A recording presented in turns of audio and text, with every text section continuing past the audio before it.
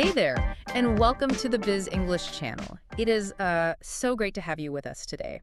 Have you ever noticed that the moment you step into an office, you mysteriously stop, talking to people and suddenly start discussing things with them? Oh, yeah, absolutely. Right, or how you stop needing help and suddenly require assistance? We are looking at a really fascinating stack of linguistic analyses today to understand the secret mechanics of corporate English. It's a whole different world. It really is. Mhm. We're exploring that subtle but, man, incredibly powerful shift from basic everyday language into the specialized dialect of the professional world. But real quick, before we get into all that, do not forget to hit that subscribe button right now. Yes, definitely subscribe. And give this video a like, and please share your own opinions in the comment section below. We love reading those.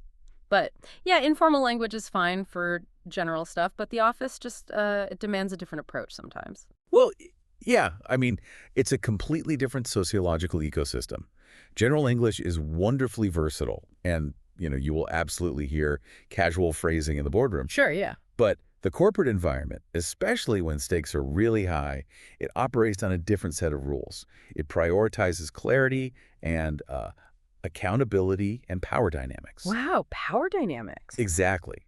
Knowing the precise moment to upgrade your vocabulary, intentionally swapping a casual word for a formal one, isn't just about sounding polished. It's about actively manipulating the psychological levers of a professional environment to, command respect. Okay, let's unpack this. Because to truly understand the invisible architecture of this language, we really need to look at the mechanics of the words themselves. Right, the actual vocabulary. Yeah, so we're going to start with the absolute lowest stakes, most reflexive interaction we have in the digital age, which is just firing off an email or a quick message. Oh, we do it 100 times a day. Exactly. Think about how many times a week you type the phrase, "I got your email." I mean, it's practically muscle memory at this point. Oh, for sure. But the business upgrade to this is, "I received your email." And similarly, instead of typing, "I need some help," the corporate shift is, "I require some assistance." What's fascinating here is that we're looking at a shift from passive emotional language to active operational language. Oh, operational. Okay. Yeah, take got versus received. Yeah. Got is a purely passive state of possession. It implies something just kind of landed in your lap. Like it just happened to you. Right. But received is a formal acknowledgement. In a corporate ecosystem, receiving something implies logging it, processing it, and actually taking responsibility for it. So it's much heavier. Exactly. It signals the completion of a transaction. But, the underlying psychology becomes much more apparent with your second example. You mean the leap from need help to require assistance? Yeah, just look at the emotional vulnerability embedded in the word need. Oh, wow. Yeah. If you tell a colleague, "I need help," you are invoking a social contract based on empathy.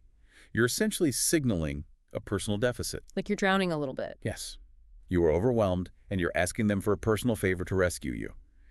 Corporations, however, do not run on empathy. They really don't. No, they run on resource allocation. Okay, so by changing it to require assistance, you just strip the emotion out of it entirely. You completely remove the personal vulnerability.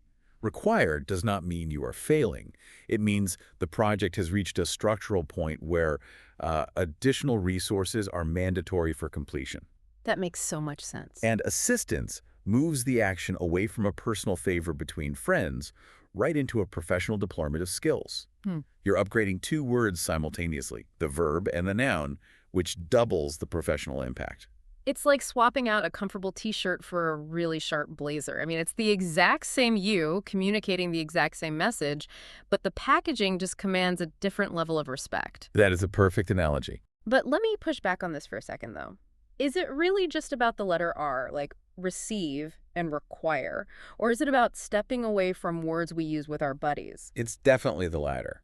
Because if we are constantly creating this professional distance, don't we risk sounding like unapproachable robots? Especially today, when modern startup culture is all about ping pong tables and Slack emojis. Well, context always matters, but the trap of that casual startup culture is that it's an illusion of a flat hierarchy. Oh, that's true. Even in an office with ping pong tables, performance reviews still happen, right? Promotions are still negotiated, and projects still have hard deadlines. Yeah, at the end of the day, it's still business. Exactly. When the stakes are low, when you're just asking someone to hold the elevator, basic English is totally fine.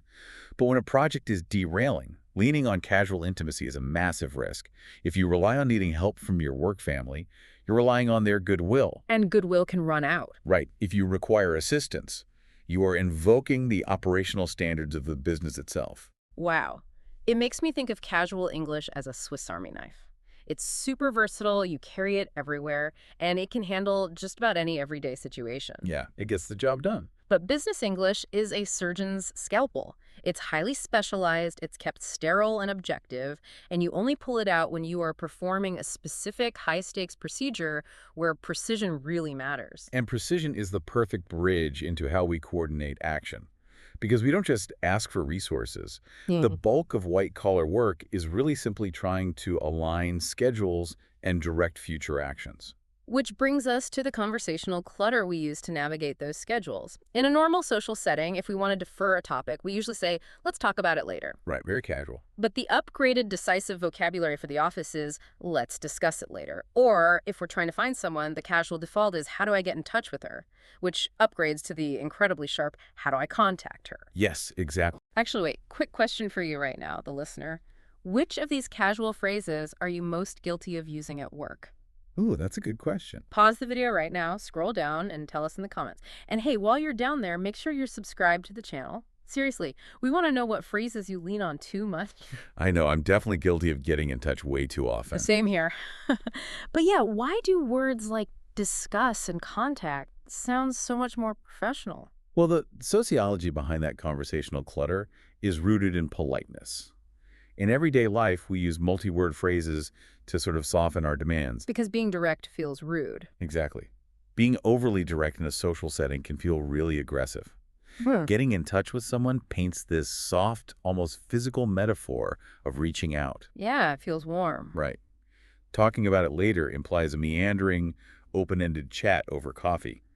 We pad our sentences to make the other person feel comfortable. But in a corporate setting, that padding just creates ambiguity and, honestly, it wastes a lot of time. Time is literally money in a business environment. Ambiguity is friction. When you change talk about to discuss, you are setting an invisible parameter. How so? A talk is open-ended noise. A discussion implies an agenda.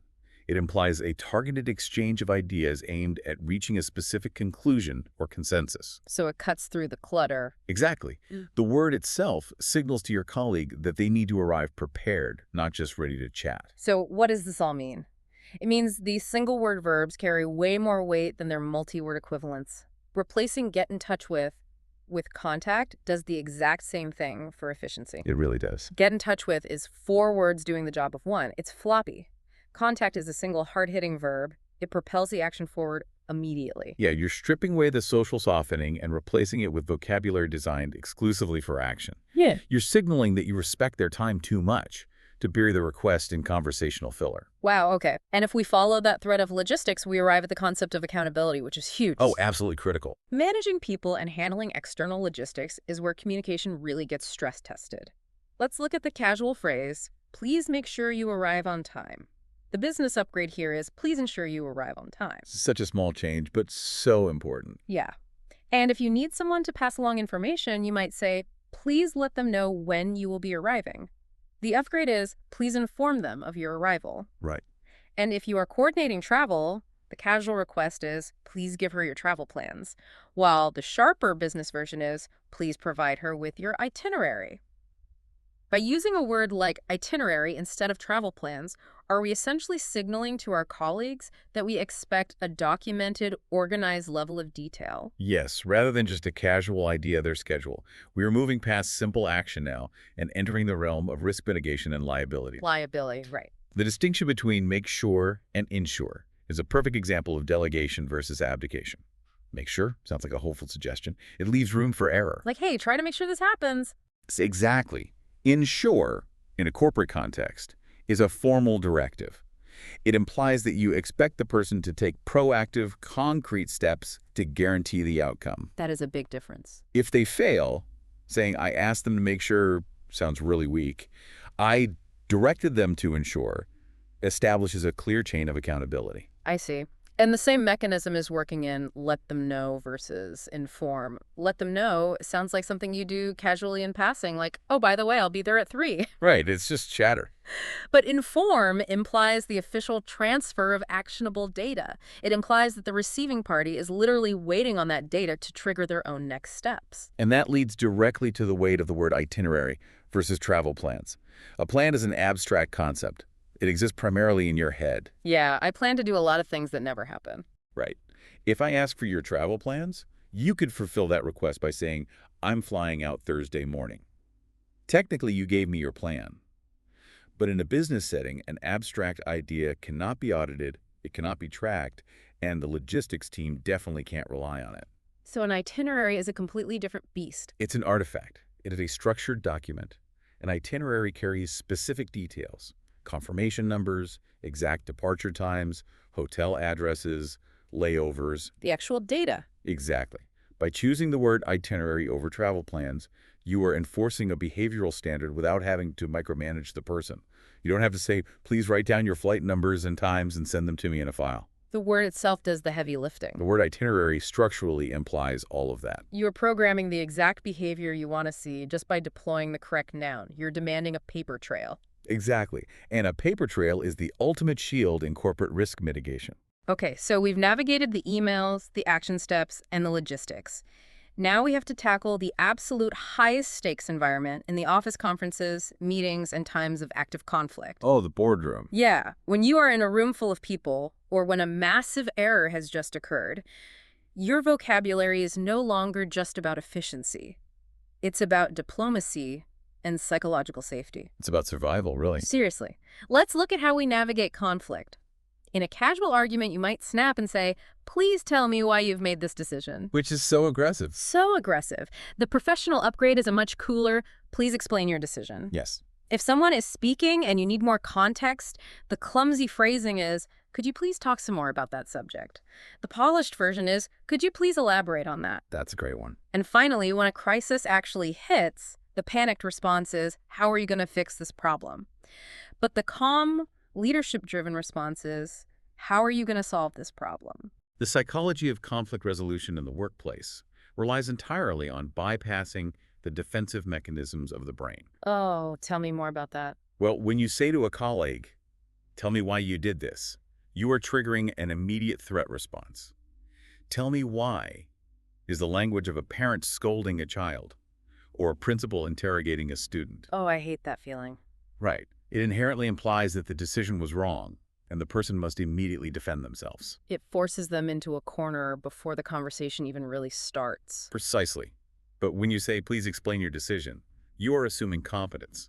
You're signaling that you view them as a rational actor who utilized a specific methodology to arrive at their conclusion. You're asking for their process. Yes, you aren't attacking the outcome. You are asking for visibility into their process. It de-escalates the tension immediately and turns a confrontation into a peer-to-peer review. That brings us to the word elaborate, which might honestly be the most tactically brilliant word in the entire corporate dictionary. It's a highly useful tool. If you are in a tense board meeting and someone drops a controversial point saying, could you talk some more about that? Just sounds confrontational. It sounds like you are challenging them to an intellectual duel. It does. But asking, could you please elaborate, is an incredible piece of strategic flattery. It's the ultimate tool for shifting the burden of proof. Elaborate means to add detail, to expand upon a complex foundation. By asking someone to elaborate, you are subtly complimenting them. It's like you're saying they have a great idea. You're implying that their initial thought was so profound, so dense with value, that the room simply must hear the finer nuances of their genius. It disarms them completely. They feel flattered, their guard drops, and they willingly open up. But at the exact same time, you are forcing them to publicly fortify their argument. Exactly. If their idea was actually terrible, asking them to elaborate forces them to expose the flaws in their own logic without you ever having to launch a direct attack. You just hand them the shovel and let them dig. It is a masterclass in retaining the psychological upper hand. You maintain the posture of a curious, engaged listener while firmly directing the flow of the interrogation. Okay, here's where it gets really interesting. I think this next pair highlights the most profound psychological difference in the entire stack, the difference between fixing a problem and solving a problem. Oh, they are very different. On paper, if you look at a thesaurus, they are basically synonyms. But stylistically, they belong to completely different universes. Mm. When I hear the word fix, I instantly picture someone slapping a piece of duct tape onto a burst water pipe. Yeah, temporary patch. Exactly. It's panicked, it's temporary, and it's entirely reactionary. Fixing implies a surface-level repair. It means returning something broken back to its baseline state as quickly as possible. The mindset of fixing is the mindset of scrambling to put out a fire. But when you look a colleague in the eye during a crisis and ask, how are we going to solve this problem? The temperature in the room instantly drops. It feels like we're stepping back from the burst pipe, pulling out the architectural blueprints, and addressing the root cause so it never happens again. Solving is a cognitive analytical process. It implies a structural resolution to a complex issue rather than a frantic patch job. Yeah, that makes sense. When a leader asks their team to solve a crisis, they're empowering them to think strategically. They're moving the team out of a reactive state of panic and into an active state of high-level analysis. It's basically the difference between being a mechanic and being an engineer. And that is really the overarching strategy here. Take every simple, basic word you know in general English and intentionally seek out a slightly more formal version to use specifically in the office environment. It's all about intentionality. Moving from basic English to business English is not just about learning new definitions. It's about actively curating your vocabulary to project confidence and authority and precision. It's about knowing that every single word you choose is a tool designed to shape behavior and mitigate risks. It really is a complete rewiring of how you interact with the professional world. But it leaves me with a final thought, something for you, the listener, to really ponder as you navigate your week. We spent this whole time upgrading our casual words into formal business English for the office. Oh, actually, wait, I shouldn't say we spent this whole time because we have to think about what happens when you leave the office. Oh, right, when you go home. Exactly. What happens if you take this invisible architecture too far? Imagine going home at the end of a long day and asking your family to elaborate on their dinner choices. Oh my goodness, they would look at you like you were crazy. Right. Or asking your friends to provide an itinerary for your relaxing weekend camping trip. How do you balance this newfound corporate vocabulary so you don't accidentally become a rigid, hyper-analytical office robot in your everyday life? That is the real challenge. Knowing when to wield the scalpel is vital, but knowing when to put it away and just pull out the Swiss Army knife, that might be the real masterclass. That's all about balance. Well, that is all the time we have for today on the Biz English Channel. Thank you so much for tuning in. And hey, before you go, please give this video a like, make sure you hit subscribe so you never miss an update, and leave your final thoughts on all of this in the comments below. Did we miss any of your favorite corporate jargon? Let us know. And good luck with your English. Catch you next time.